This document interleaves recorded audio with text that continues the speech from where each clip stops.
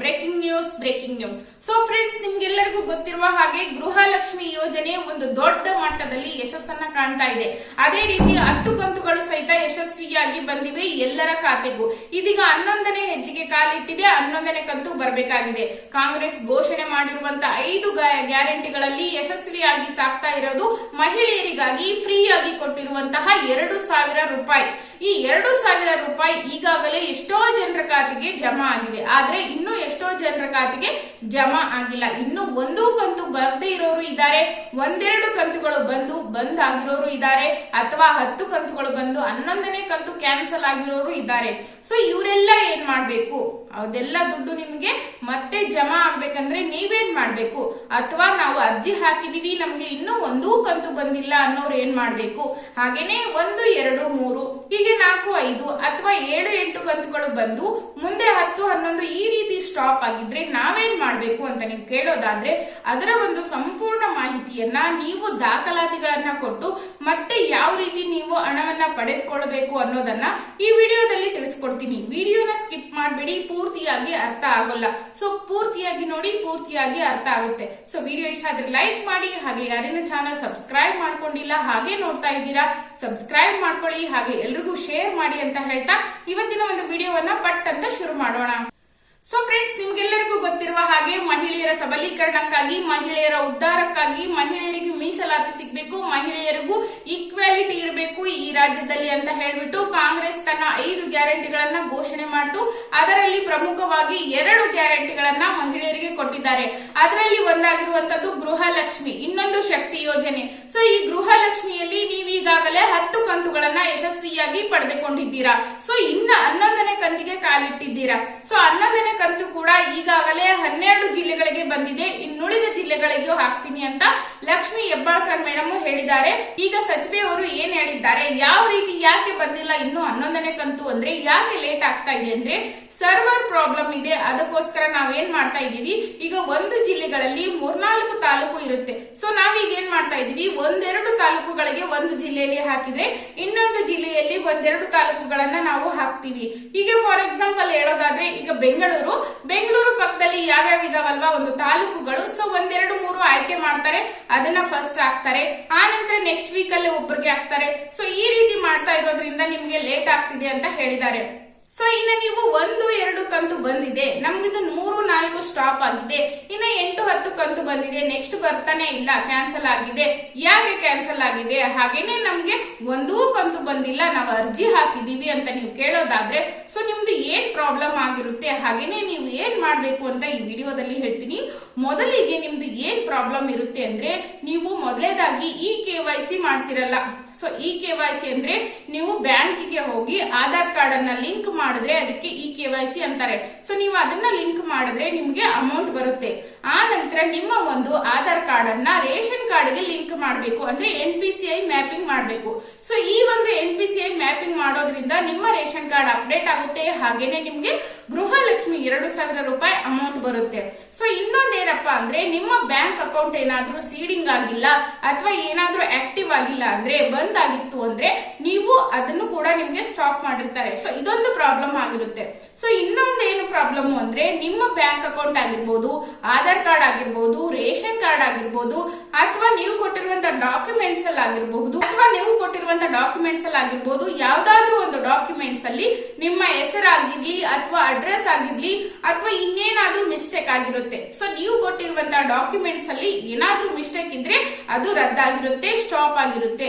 ಇನ್ನ ನೀವು GST ಕಟ್ತಾ ಇದ್ರೆ, ಹಾಗೇನೆ ಅಪ್ಲೈ ಮಾಡಿರ್ತೀರಾ, ಗೊತ್ತಿಲ್ದೇನೆ ನಿಮ್ಗೆ 1-2 ಕಂತು ಬಂದಿರುತ್ತೆ, ಅದು ಒಂದು ಚೆಕ್ ಮಾಡಿ ಅವ್ರೇನಾದ್ರೂ ನಿಮ್ಗೆ ವೆರಿಫಿಕೇಶನ್ ಮಾಡಿ ಆ ನಂತರ ಸ್ಟಾಪ್ ಮಾಡಿರ್ತಾರೆ. ನಿಮ್ದೇನಾದ್ರೂ GST ಕಟ್ಟಿ ನೀವು ಹಾಗೇನೆ ಅಪ್ಲೈ ಮಾಡಿದ್ರೆ ಅಂತವ್ರದ್ದು ಬಂದ್ ಮಾಡ್ತಾ ಇದ್ದಾರೆ. ಸೊ ಈಗ ಏನೇನ್ ಪ್ರಾಬ್ಲಮ್ ಆಗಿರುತ್ತೆ, ಹೇಗ್ ಬಂದಾಗಿರುತ್ತೆ ಅಂತ ನಿಮ್ಗೆ ತಿಳ್ಕೊಂಡ್ರಿ. ಇನ್ನ ಇವರೆಲ್ಲ ಏನ್ ಮಾಡ್ಬೇಕು ಬರ್ಬೇಕಂದ್ರೆ ಅಂತ ನೀವು ಕೇಳೋದಾದ್ರೆ, ಮೊದಲಿಗೆ ನೀವೇನ್ ಮಾಡ್ಬೇಕು ಅಂದ್ರೆ, ಯಾವುದೇ ಕಂತು ಬಂದಿಲ್ಲ ನಾವೇನ್ ಮಾಡ್ಬೇಕು ಅಂತ ಹೇಳೋದಾದ್ರೆ, ನೀವು ಈಗ ಏನ್ ಗೃಹಲಕ್ಷ್ಮಿ ಅರ್ಜಿಯನ್ನ ಹಾಕಿರ್ತೀರಲ್ವಾ, ಅವಾಗ ನಿಮ್ಮ ಅರ್ಜಿ ಸ್ಟೇಟಸ್ ಅನ್ನ ನೀವು ಚೆಕ್ ಮಾಡ್ಕೊಳ್ಳಿ. ಅಲ್ಲಿ ಹೋಗಿ ನೀವು ಚೆಕ್ ಮಾಡ್ಕೊಂಡ್ರೆ ನಿಮ್ಗೆ ಗೊತ್ತಾಗುತ್ತೆ, ಏನಾದ್ರೂ ಸ್ಪೆಲ್ಲಿಂಗ್ ಮಿಸ್ಟೇಕ್ ಆಗಿರುತ್ತೆ, ಅಥವಾ ಅಡ್ರೆಸ್ ಅಲ್ಲಿ ಏನಾದ್ರೂ ಮಿಸ್ಟೇಕ್ ಆಗಿರುತ್ತೆ, ಅಥವಾ ನಿಮ್ಮ ಆಧಾರ್ ಕಾರ್ಡ್, ರೇಷನ್ ಕಾರ್ಡ್ ಅಥವಾ ನಿಮ್ಮ ಬ್ಯಾಂಕ್ ಅಕೌಂಟ್ 3 ಒಂದು ಡಾಕ್ಯುಮೆಂಟ್ಸ್ ಅಲ್ಲಿ ಹೆಸರಾಗಿ ಆಗಿರ್ಲಿ ಅಥವಾ ಅಡ್ರೆಸ್ ಪ್ರೂಫ್ ಆಗಿರ್ಲಿ, ಏನಾದ್ರೂ ಒಂದು ಮಿಸ್ಟೇಕ್ ಇದ್ರೂ ಕೂಡ ಬಂದಾಗುತ್ತೆ. ಸೊ ಇನ್ನ ನಿಮ್ಮ ಬ್ಯಾಂಕ್ ಅಕೌಂಟ್ ಆಕ್ಟಿವ್ ಆಗಿರಲ್ಲ, ಸೊ ಅಂತವ್ರದ್ದು ಕೂಡ ಬಂದಾಗುತ್ತೆ. ಸೊ ನೀವು ಈ ಕೂಡಲೇ ಹೋಗಿ ನಿಮ್ಮ ಬ್ಯಾಂಕ್ ಅಕೌಂಟ್ ಅನ್ನ ಆಕ್ಟಿವ್ ಮಾಡಿ, ಹಾಗೇನೆ ಅದಕ್ಕೆ ಆಧಾರ್ ಕಾರ್ಡ್ ಅನ್ನ ಲಿಂಕ್ ಮಾಡಿ. ಹಾಗೆ ನಿಮ್ಮ ಮೊಬೈಲ್ ನಂಬರ್ ಏನಾದ್ರೂ ಬಂದಾಗಿದ್ರೆ ನಿಮ್ಗೆ ಮೆಸೇಜ್ ಬರಲ್ಲ. ಸೊ ನೀವು ಅದನ್ನ ಹೋಗಿ ಬ್ಯಾಂಕ್ಗೆ ಎಂಕ್ವೈರಿ ಮಾಡಬೇಕು. ಹಾಗೆ ನಮ್ಗೆ ಒಂದು ಕಂತು ಬಂದಿಲ್ಲ ಅಂತ ನೀವು ಕೇಳೋದಾದ್ರೆ ಏನ್ ಮಾಡ್ಬೇಕು, ಇನ್ನು ಏನ್ ಸೊಲ್ಯೂಷನ್ ಅಂದ್ರೆ, ನೀವು ಬ್ಯಾಂಕ್ ಅಕೌಂಟ್ ಇರುತ್ತಲ್ವಾ, ಸೊ ಅದನ್ನ ನೀವು ಆಕ್ಟಿವ್ ಆಗಿಲ್ಲ ಅಂದ್ರೆ ಬೇರೆ ಒಂದು ಬ್ಯಾಂಕ್ ಅಕೌಂಟ್ ಅಲ್ಲಿ ನಿಮ್ಮ ಅಕೌಂಟ್ ಅನ್ನ ಓಪನ್ ಮಾಡಿ ನೀವು ರೀಅಪ್ಲೈ ಮಾಡಿದ್ರೆ ನಿಮ್ಗೆ ಖಂಡಿತ ಎಲ್ಲಾ ಕಂತುಗಳು ಬರುತ್ತೆ. ಸೊ ಇನ್ನ ನೀವು ಇದಿಷ್ಟು ಮಾಡಿದ್ರು ಸಹಿತ ಬಂದಿಲ್ಲ, ಇನ್ನು 7, 8 ಈ ರೀತಿಯಾಗಿ ಅರ್ಧಂಬರ್ಧ ಬಂದು ಸ್ಟಾಪ್ ಆಗಿರೋರು ಏನ್ ಮಾಡ್ಬೇಕು ಅಂದ್ರೆ, ಸೊ ಅರ್ಧಂಬರ್ಧ ಬಂದು ಸ್ಟಾಪ್ ಆಗಿರೋರು ಏನ್ ಮಾಡ್ಬೇಕು ಅಂದ್ರೆ, ನಿಮ್ಮ ಡಾಕ್ಯುಮೆಂಟ್ಸ್ ಅನ್ನ ವೆರಿಫಿಕೇಶನ್ ಮಾಡ್ಬೇಕಾಗುತ್ತೆ. ಯಾವ ರೀತಿ ಅಂದ್ರೆ, ಒಂದು ಸ್ಪೆಲ್ಲಿಂಗ್ ಮಿಸ್ಟೇಕು, ಆನಂತರ ನಿಮ್ಮ ಹೆಸರು, ನೇಮು, ಮೊಬೈಲ್ ನಂಬರ್, ಇದಿಷ್ಟು ನಿಮ್ಮ ಒಂದು 3 ಡಾಕ್ಯುಮೆಂಟ್ಸ್ ಯಾವ್ದಂದ್ರೆ Aadhaar card, bank account, ration card, 3 same ಇದ್ರೆ ನಿಮ್ಗೆ ಅಮೌಂಟ್ ಬರುತ್ತೆ. ಈ ಕೂಡಲೇ ಅದನ್ನ ವೆರಿಫಿಕೇಶನ್ ಮಾಡ್ಕೊಳ್ಳಿ. ಅದು ಏನಾದ್ರೂ ಸರಿಯಾಗಿದ್ದು ನಿಮ್ಗೆ ಅಮೌಂಟ್ ಬಂದಿಲ್ಲ ಅಂದ್ರೆ ಬ್ಯಾಂಕಿಗೆ ಹೋಗಿ ಒಂದು ಸಾರಿ ಚೆಕ್ ಮಾಡ್ಕೊಳ್ಳಿ.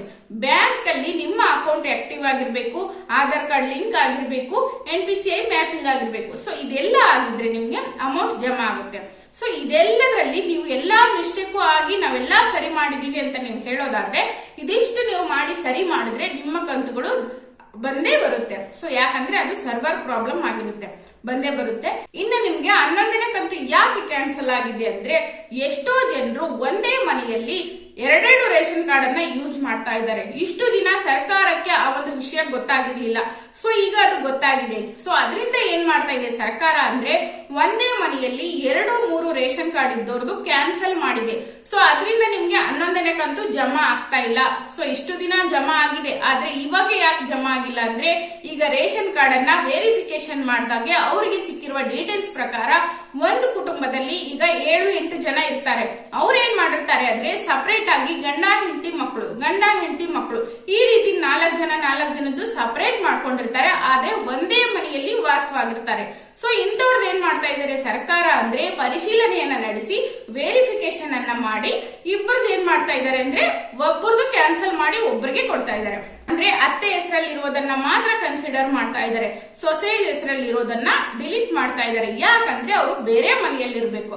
ಒಂದೇ ಮನೆಯಲ್ಲಿದ್ದು ನೀವು ತೆಗೆದುಕೊಳ್ತಾ ಇದ್ರೆ ನಿಮ್ದು ಕ್ಯಾನ್ಸಲ್ ಆಗಿರುತ್ತೆ. ಸೊ ಇಷ್ಟೆಲ್ಲ ಮಾಡುದು, ಇಷ್ಟೆಲ್ಲ ತೊಂದರೆ ಇದ್ರೂ ಕೂಡ ನಿಮ್ಗೆ ನಮ್ದು ಇದೆಲ್ಲ ಮಾಡಿದ್ವಿ ನಾವು ಇನ್ನೂ ಕೂಡ ಬಂದಿಲ್ಲ ಅಮೌಂಟ್ ಅನ್ನೋರು, ನಿಮ್ಮ ಒಂದು ಬ್ಯಾಂಕಿಗೆ ಅಮೌಂಟ್ ಜಮಾ ಆಗಿಲ್ಲ ಅಂದ್ರೆ ಹೋಗಿ ನೀವೇನ್ ಮಾಡ್ಬೇಕು ಅಂದ್ರೆ, ಅಂಚೆ ಕಚೇರಿಯಲ್ಲಿ ಒಂದು ಅಕೌಂಟ್ ಅನ್ನ ಓಪನ್ ಮಾಡಿ. ಕೇವಲ 200 ರೂಪಾಯಿ, ಅದು 200 ರೂಪಾಯಿ ಕೊಟ್ಟು ನೀವು ಓಪನ್ ಮಾಡಿದ್ರೆ, ಅದು ಹೊಸದಾಗಿ ನೀವು ಅರ್ಜಿಯನ್ನ ಹಾಕಿದ್ರೆ ನಿಮ್ಗೆ ಎಲ್ಲಾ ಕಂತುಗಳು ಬರುತ್ತೆ.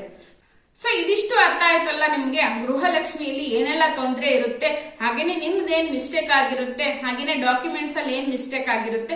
ಸೊ ಇವೆಲ್ಲವನ್ನ ನೀವು ಸರಿ ಮಾಡ್ಕೊಂಡ್ರೆ ಖಂಡಿತ ಅಮೌಂಟ್ ಬರುತ್ತೆ. ಆದ್ರೆ ನಾವ್ ಇದೆಲ್ಲ ಮಾಡಿದ್ರು ನಮಗ್ ಬಂದಿಲ್ಲ, ಇನ್ನು ಏನ್ ಮಾಡ್ಬೇಕು ಅಂತ ನೀವು ಕೇಳೋದಾದ್ರೆ, ನಿಮ್ಮ ಹತ್ತಿರದ ಅಂಗನವಾಡಿ ಕಾರ್ಯಕರ್ತೆಯರಿಗೆ ಹೋಗಿ ಭೇಟಿ ಮಾಡಿ. ನಾವು ಇಷ್ಟೆಲ್ಲ ಮಾಡಿದ್ರು ನಮ್ಗೆ ಅಮೌಂಟ್ ಬಂದಿಲ್ಲ, ಯಾಕೆ ಬಂದಿಲ್ಲ ಅಂತ ಕೇಳಿ. ಒಂದು ಪ್ರಾಬ್ಲಮ್ ಏನಾಗಿರುತ್ತೆ, ಮೇಜರ್ ಪ್ರಾಬ್ಲಮ್ ಅಂದ್ರೆ ಸರ್ವರ್ ಬಿಸಿ ಆಗಿರುತ್ತೆ, ಅಥವಾ ಸರ್ವರ್ ಅವ್ರಿಗೆ ಸಪೋರ್ಟ್ ಮಾಡಿರಲ್ಲ, ಸೊ ಅದರಿಂದ ಡಿಲೇ ಆಗಿರುತ್ತೆ. ಇನ್ನೊಂದು ಏನಾಗಿರುತ್ತೆ ಅಂದ್ರೆ, ಲೋಕಸಭಾ ಚುನಾವಣೆ ಹತ್ರ ಬರ್ತಿತ್ತಲ್ವಾ, ಒಂದಿಷ್ಟು ಜನರಿಗೆ ಅವರು ಅಮೌಂಟ್ ಹಾಕಿರ್ಲಿಲ್ಲ, ಸೊ ಅದು ಕೂಡ ಒಂದು ಕಾರಣ ಆಗಿರುತ್ತೆ. ಸೊ ಇನ್ನ ನೀವು ಇದೆಲ್ಲ ಮಾಡಿದ್ರು, ನಾವು ಅಂಗನವಾಡಿಗೂ ಹೋದ್ವಿ, ಅಲ್ಲೂ ಕೂಡ ನಮ್ಗೆ ಏನೋ ವರ್ಕ್ ಆಗಿಲ್ಲ ಅನ್ನೋರು ನಿಮ್ಮ ಹತ್ತಿರದ ಮಹಿಳಾ ಮತ್ತು ಮಕ್ಕಳ ಕಲ್ಯಾಣ ಇಲಾಖೆಗೆ ಹೋಗಿ ಒಂದು ಸಾರಿ ಭೇಟಿ ಕೊಟ್ಟು ನಿಮ್ಮ ಅರ್ಜಿಯನ್ನ, ನಿಮಗದು ಪ್ರತಿಯನ್ನ ಕೊಟ್ಟಿರ್ತಾರೆ, ಸೊ ಅದನ್ನ ಹೋಗಿ ನೀವು ಅಲ್ಲಿ ತೋರಿಸಿ ಅವ್ರಿಗೆ ಎಕ್ಸ್ಪ್ಲೇನ್ ಮಾಡ್ಬೇಕು. ಈ ರೀತಿ ನಮ್ಮ ಪ್ರಾಬ್ಲಮ್ ಆಗಿದೆ, ಇಷ್ಟು ಕಂತುಗಳು ಬಂದಿದೆ, ಇನ್ನು ಇಷ್ಟು ಕಂತು ಬಂದಿಲ್ಲ, ಸೊ ನಾವ್ ಏನ್ ಮಾಡ್ಬೇಕು ಅಂತ ಹೇಳ್ಬೇಕು. ನೀವು ಎಲ್ಲಾದ್ರಲ್ಲಿ ನಿಮ್ದೆಲ್ಲಾ ಕರೆಕ್ಟ್ ಇದ್ದು ಅವರು ಪರಿಶೀಲನೆ ಮಾಡಿ ಅವಾಗ ನಿಮ್ಗೆ ಹೇಳ್ತಾರೆ ಏನಾದ್ರೂ ಮಿಸ್ಟೇಕ್ ಇದ್ರೆ. ಸೊ ಏನು ಮಿಸ್ಟೇಕ್ ಇಲ್ಲ ಅಂದ್ರೆ ಇನ್ನೊಂದ್ಸಾರಿ ಅರ್ಜಿ ಹಾಕಿ ಕಳಿಸ್ತಾರೆ. ಸೊ ಅದನ್ನು ಸಹಿತ ನೀವು ಮಾಡ್ಬೋದು. ಇನ್ನೊಂದ್ಸಾರಿ ಅರ್ಜಿ ಹಾಕಿದ್ರು ತೊಂದರೆ ಇಲ್ಲ, ಅರ್ಜಿ ಹಾಕಿ ಎಲ್ಲಾ ಸರಿಪಡಿಸಿ ನೀವು ಅರ್ಜಿ ಹಾಕಿದ್ರೆ ಖಂಡಿತ ಗೃಹಲಕ್ಷ್ಮಿ ಹಣ ಬಂದೇ ಬರುತ್ತೆ. ಇನ್ನ 11ನೇ ಕಂತು ಕೂಡ ಅವ್ರಿಗೂ ಕೂಡ ಖುಷಿ ಸುದ್ದಿ ಇದೆ. ಏನಪ್ಪಾ ಅಂದ್ರೆ, ಮುಂದಿನ ಈ ವಾರದಲ್ಲಿ ಒಂದಿಷ್ಟು ಜಿಲ್ಲೆಗಳಿಗೆ ಹಾಕಿದ್ದಾರೆ, ಇನ್ನು ಉಳಿದಂತ ಉತ್ತರ ಭಾಗದಲ್ಲಿ ಇನ್ನು ಒಂದಿಷ್ಟು ಜನರಿಗೆ ಹಾಕ್ತೀವಿ, ಒಂದಿಷ್ಟು ಜಿಲ್ಲೆಗಳಿಗೆ ಅಂತ ಲಕ್ಷ್ಮಿ ಹೆಬ್ಬಾಳ್ಕರ್ ಮೇಡಮ್ ಸ್ವತಃ ಹೇಳಿದ್ದಾರೆ. 11ನೇ ಕಂತು ಕೂಡ ಅವರು ಬಿಡುಗಡೆ ಮಾಡಿದ್ದಾರೆ. ಸರ್ವರ್ ಪ್ರಾಬ್ಲಮ್ ಇಂದ ಜಮೆ ಆಗ್ತಾ ಇಲ್ಲ. ನಿಮ್ಗೆ 11ನೇ ಕಂತು ಬೇಕು ಅಂದ್ರೆ ಈ ಎಲ್ಲ ಕೆಲಸವನ್ನ ನೀವು ಮಾಡ್ಲೇಬೇಕು, ಇಲ್ಲ ಅಂದ್ರೆ ನಿಮ್ಗೆ 11ನೇ ಕಂತು ಕೂಡ ಕ್ಯಾನ್ಸಲ್ ಆಗುತ್ತೆ. ಸೊ ಅದಕ್ಕಾಗಿ ಏನಾದ್ರೂ ಮಿಸ್ಟೇಕ್ ಇದ್ರೆ ಈಗಲೇ ಸರಿಪಡಿಸ್ಕೊಳ್ಳಿ. ಯಾಕಂದ್ರೆ ಇನ್ನೂ ಕೂಡ ಅವರು ಬಿಡುಗಡೆ ಮಾಡ್ತಾ ಇದ್ದಾರೆ. ಸೊ ಬಿಡುಗಡೆ ಮಾಡಿದವ್ರಿಗೆ ಬಂದಿಲ್ಲ ಅನ್ನೋರ್ಗು ಅವರು ಕೂಡ ಸರಿಪಡಿಸ್ಕೊಳ್ಬಹುದು, ಅವ್ರಿಗೂ ಕೂಡ ಬರುತ್ತೆ. ಸೊ ಈ ವಿಡಿಯೋ ಇಷ್ಟ ಆದ್ರೆ ಲೈಕ್ ಮಾಡಿ, ಹಾಗೆ ನಿಮ್ಗೆ ಏನಾದ್ರೂ ಡೌಟ್ಸ್ ಇದ್ರೆ ಕಮೆಂಟ್ ಮಾಡಿ. ಹಾಗೆ ನನಗೆ ಒಂದಿಬ್ರು ಕಮೆಂಟ್ ಮಾಡಿದ್ರು, ಮೇಡಮ್ ನಮ್ಗೆ ಒಂದು ಕಂತು ಬಂದಿಲ್ಲ ಏನ್ ಮಾಡ್ಬೇಕು ಅಂತ. ಸೊ ಇದೆಲ್ಲ ಡೀಟೇಲ್ಸ್ ಅನ್ನ ಕೊಟ್ಟಿದ್ದೀನಿ. ಇದರಲ್ಲಿ ನಿಮ್ಗೆ ಏನಾದ್ರೂ ಯೂಸ್ಫುಲ್ ಅನ್ಸಿದ್ರೆ ಕಮೆಂಟ್ ಮಾಡಿ. ಹಾಗೇನೆ ಇದೆಲ್ಲವನ್ನು ನೀವು ಮಾಡಿದ್ರೆ ನನಗೆ ಕಮೆಂಟ್ ಹಾಕಿ, ಇದೆಲ್ಲ ಮಾಡಿದೀವಿ ಆದ್ರೂ ಬಂದಿಲ್ಲ ಅಂತ. ಅದನ್ನು ಕೂಡ ನೆಕ್ಸ್ಟ್ ವಿಡಿಯೋದಲ್ಲಿ ಹೇಳ್ತೀನಿ ಇನ್ನೇನು ಮಾಡ್ಬೇಕು ಬರ್ಲಿಕ್ಕೆ ಅಂತ. ಸೊ ವಿಡಿಯೋಗೋಸ್ಕರ ಕಾಯ್ತಾ ಇರಿ. ಹಾಗೆ ಯಾರಿನ ಚಾನಲ್ ಸಬ್ಸ್ಕ್ರೈಬ್ ಮಾಡ್ಕೊಂಡಿಲ್ಲ ಸಬ್ಸ್ಕ್ರೈಬ್ ಮಾಡ್ಕೊಳ್ಳಿ, ಹಾಗೆ ಎಲ್ರಿಗೂ ಶೇರ್ ಮಾಡಿ ಅಂತ ಹೇಳ್ತಾ ಸಿಗ್ತೀನಿ ಮತ್ತೊಂದು ವಿಡಿಯೋದಲ್ಲಿ. ಅಲ್ಲಿಯವರೆಗೂ ಎಲ್ಲರಿಗೂ ನಮಸ್ತೆ.